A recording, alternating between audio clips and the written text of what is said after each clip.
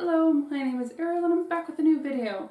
I am dressed for the Christmas occasion with my ugly Christmas sweater that I only half finished, which makes it even uglier and more perfect. So for the project today, I actually am revisiting last year's project, which was the Gothic Christmas dress.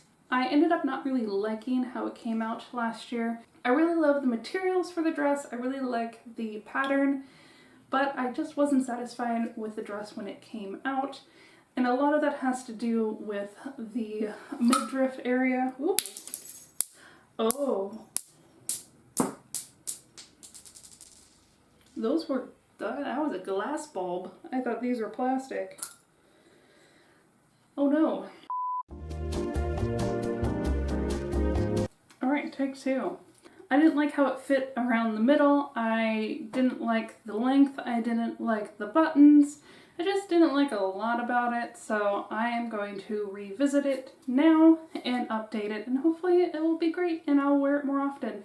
Of course, it has been sitting on my work table for a while, so Pepper has claimed it as her own. So the first thing we're going to have to do is defluff it and wash it, and then get started on it. Without further ado, let us begin. We'll begin this refashion by plucking off the geometric buttons, then ripping out the zipper, and removing all the bound seams.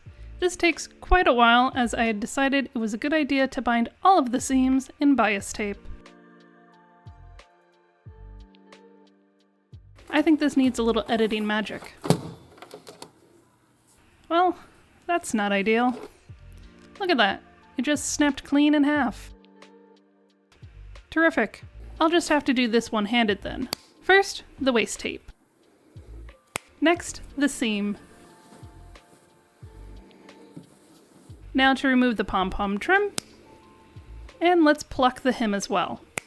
We'll give that a good iron later. And lastly, we separate the pockets. It was after this that I came up with the best solution to my light problem. A wooden dowel and painter's tape. Next, I give everything a good ironing. And yes, I know there's cat hair on the fabric again. I don't know what to tell you. No matter how much I try to get rid of it, cat hair just always shows up on everything I own. At this point, I think it's because I am a longtime cat lady, and you know, honestly, I'm practically part cat these days.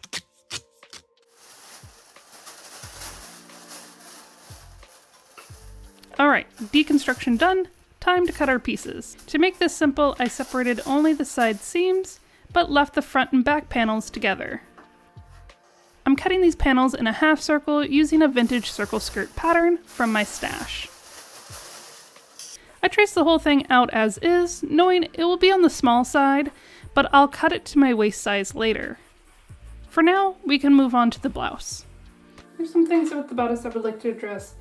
So this actually kind of hangs a little loosely, and I think that's because this is slightly longer than this part, and I don't know why that is. Maybe that was an error on my part resizing everything.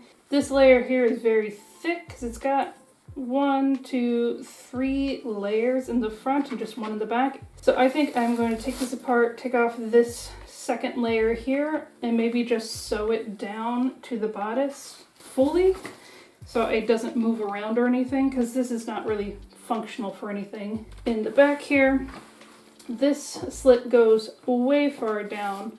I think I'm probably just going to sew it up to like here, because I don't need that much headroom. I don't have that big of a head, I don't think.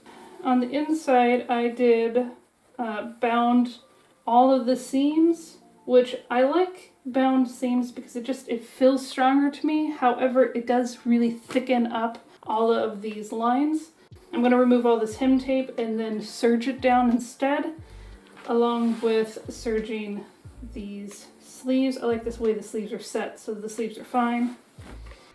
And the Pickening Part 2 Electric Boogaloo begins.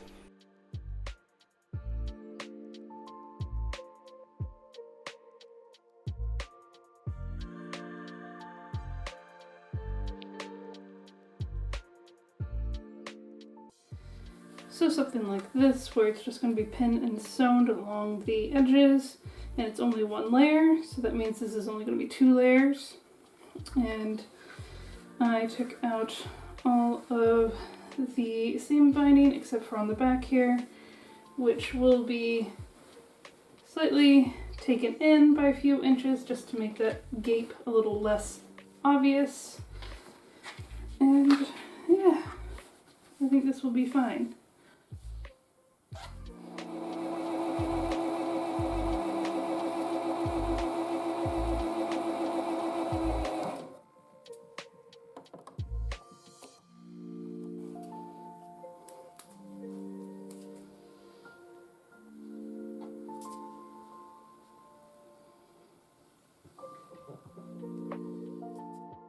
I start by joining the front and back seams together,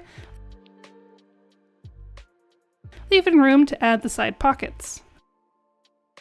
I serge one side of the pocket just past the pocket, and then I serge all the way down on the other side.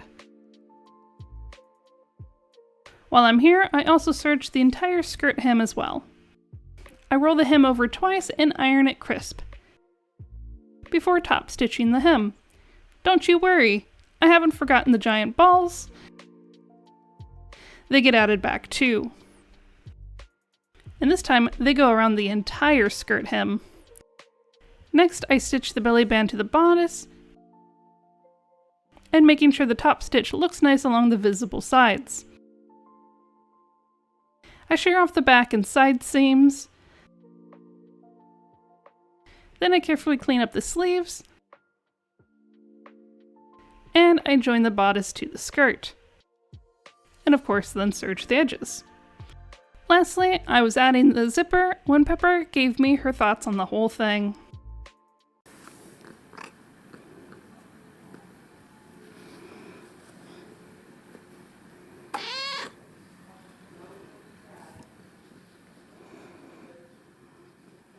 And after a bit of bribery in the way of snacks, I was able to add the buttons. Now, you may notice these aren't the geometric buttons previously seen.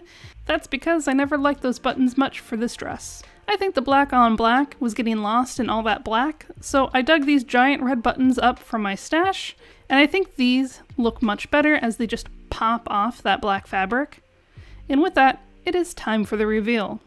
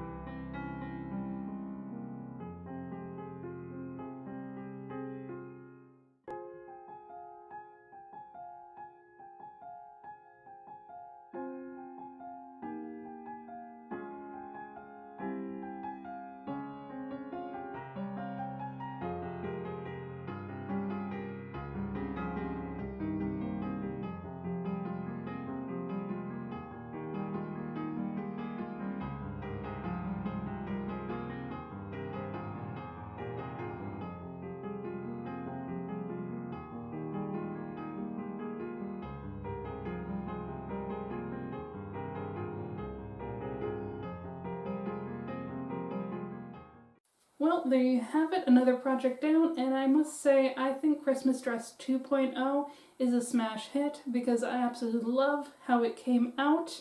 I think it is super cute, and it pretty much fixes all the things I had issues with in the old dress. I'm gonna be honest with you, I did not like my old dress that I made last year.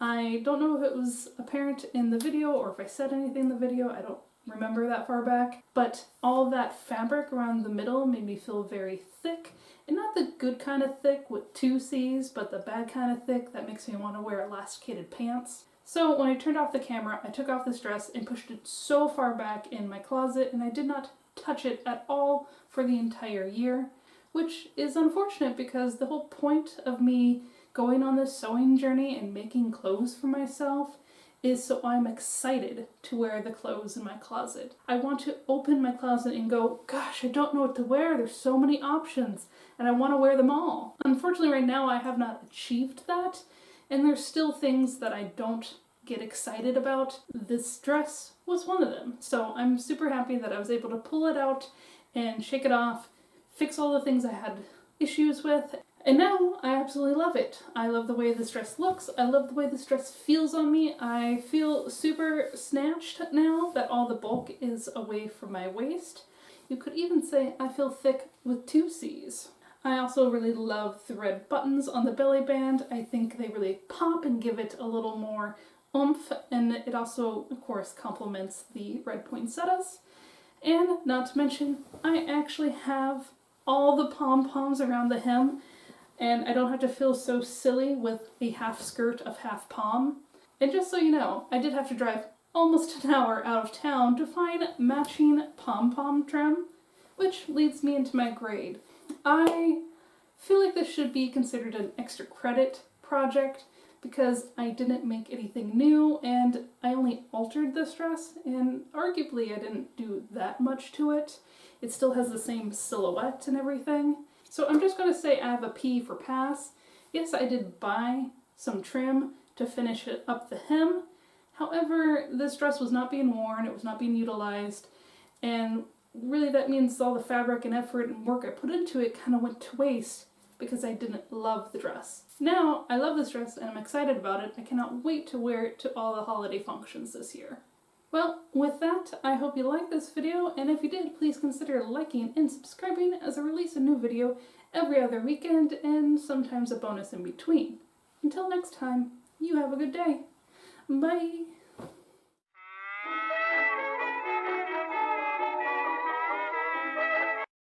I ended up not really liking how it came out last year. God, I have just like hair everywhere. Not my brightest moments. Well, that was stupid.